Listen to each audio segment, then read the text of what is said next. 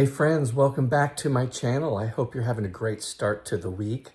I wanted to say thank you. My last video seemed to do pretty well. I had quite a few people stop by and watch the video and had some great questions and comments. So I want to thank you for that, and I hope that you enjoy this one.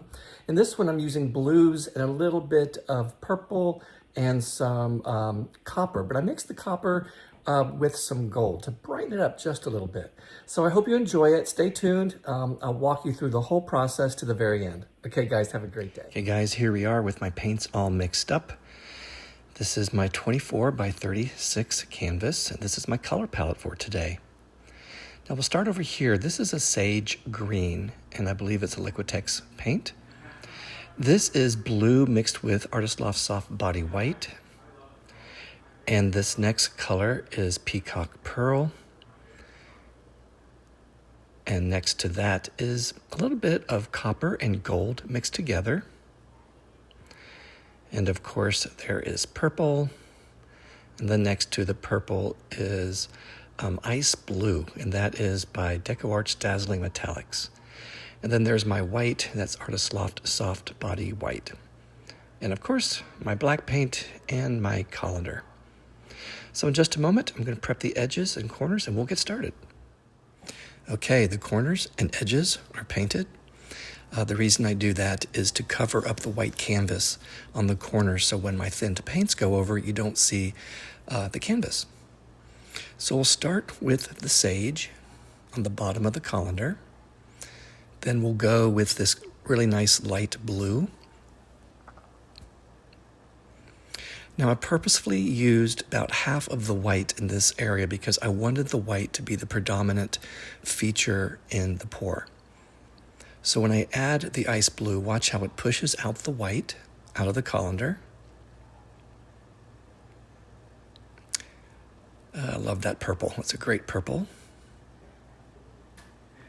Then that copper and gold Peacock Pearl on top of that. It'll push the purple and the copper and gold out. And the rest of the white. And just a little bit left in there. So I always double check my consistencies before I pour, and the black paint was sitting for a while, so I just wanted to make sure it was the right consistency. Sometimes I have to add a little bit of water, but I don't think I did today.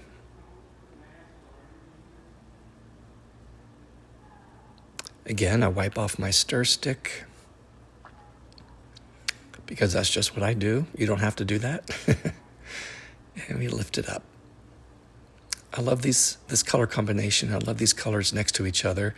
I love that blue and that sort of golden copper with that purple. So here we go.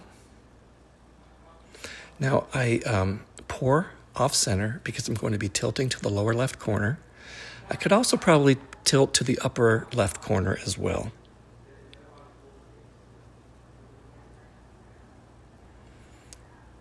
Okay, now I do this nice and slow.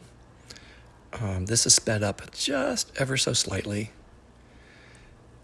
Bring it over that last edge. Now you can see the speckles are starting to come in. The cells are coming up through the black paint. And, I tap it a little bit, maybe move it around. I want to pop some of the bubbles. And of course, we use our torch for that as well. Sort of banging it on the ground there to let the air and the bubbles come to the surface, which usually has color underneath. And see, you can start to see the blue and the light blue, maybe a little bit of that purple coming in. But I also see that white. And again, that's what I was going for. So here we go, time lapse. Beautiful. That little orange dot at the very top there is the light in my studio. Okay, let's do the walkthrough. Okay, here we are. I am back. It's been about an hour and a half or so, and I'm really happy with the color choices for today. When I was first mixing them, I was thinking I've got too many light colors. However, I'm really, really happy that I have this nice white ring. I was sort of going for that. And then I have this blue and copper sort of darker area with the purple in there as well. I just think it really just kind of pops. So I'll just move in just a little bit, show you some of the details. Now, one thing I did notice about this is that my pearls and my cells are pretty small. And I think the reason for that is because my paints were a little too thick, but I'm not complaining. And the negative space, let me just sort of show you that. There's a little bit of work in there to do. I will take out any of those cells that are partial, like you can see there, or little speckles, and I may dot some of them as well, especially right in there. So let's let it dry, see what happens next, and I'll do a walkthrough and show you what my thoughts are. Okay guys, it's all dry. It's the next morning. And yeah, I'm gonna go in, work on that area there. And I'll just show you again on time lapse just so you kind of see what I'm looking at here. I'll be taking out some of these that are not quite fully formed and some of these little dots just to kind of clean it up. And I don't know, I may dot some of these in here. We'll just see how it looks. And I'm gonna clean up that edge as well. So I'm gonna set up my camera, you can watch if you'd like, and we'll go from there. Okay, so let's get started here and do some touch-ups, make a few corrections, and then we'll dot some of these cells. So I did go in first to sort of clean it up a little bit. I like to do that so I can kind of see what's left over and what I have to work with. So I'm taking out some of these little cells or little dots that are, you know, imperfect, not completely round, or I call them ghost cells sometimes, where you can see all the way through them. It almost looks like a shadow, and so it's not a complete cell. However, sometimes I've left those in, depending on where they are, and I dot them as well.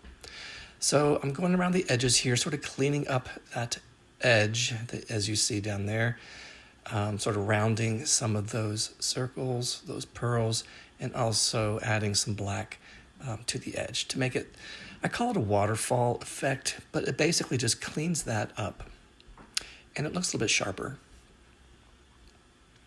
So as you can see, I'm leaving some of those cells in the middle. I just think they kind of look nice, kind of floating in there. Again, just doing those fun touch-ups. And so I wanted to extend that black negative space just a little bit up in that upper corner, as you see that I'm working on. I've mentioned before that I use my thumb to smear some of that black paint down over the edge.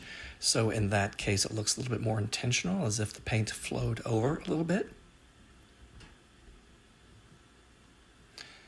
So now I believe I'm mixing some colors to add to these pearls. Now, I only do this around the negative space because I find that it's really important that when you have that black negative space that really stands out, you want your pearls to either look complete, that's why I round them sometimes, or in this case, I'm just dotting them to make them stand out a little bit more, to really make that part of the canvas pop.